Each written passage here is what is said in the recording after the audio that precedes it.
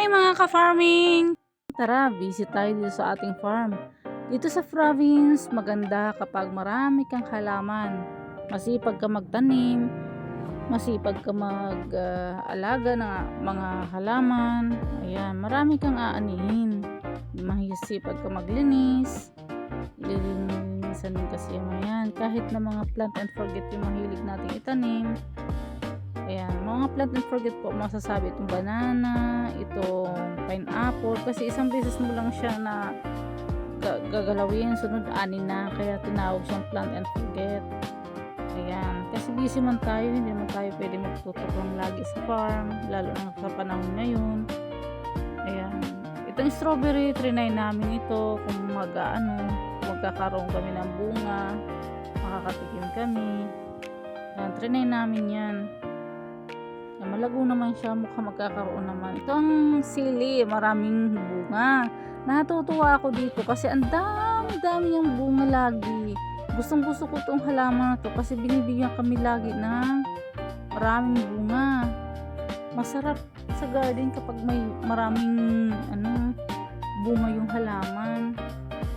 Pinapatabaan kasi namin ito. Ayan, ang haba niya. Ito naman yung ating mga suha. Ang dami oh. Itong mga bayabas. Mahilig kami sa bayabas, guys. Ayan. Mas mabitamin kasi ang bayabas. Kaya gusto namin. Ito yung guyabano. Ayan, papaya namin. Kunti pala ang bunga. Ayan.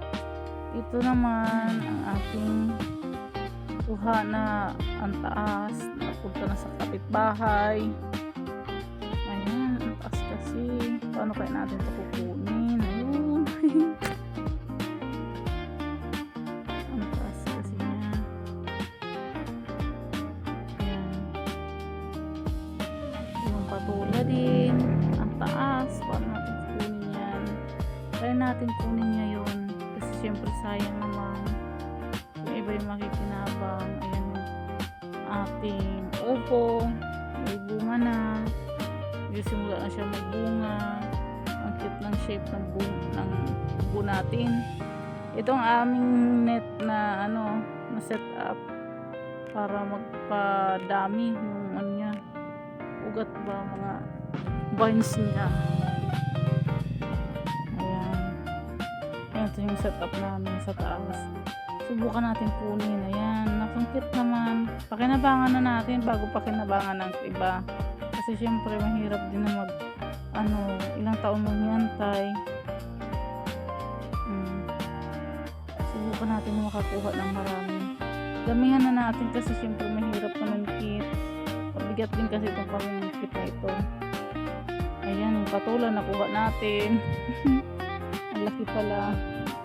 Dami natin nakuha ngayon. Prutas tapos vegetable. Fresh ito, walang pesticide. Kaya safe sa mga manok.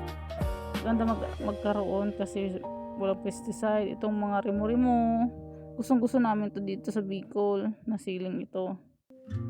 Bawat ulam merong siling. Diba? Yan, meron dito mga iba't ibang klase ng ibon. Ayan. Masarap pakinggan dito sa probinsya kasi may mga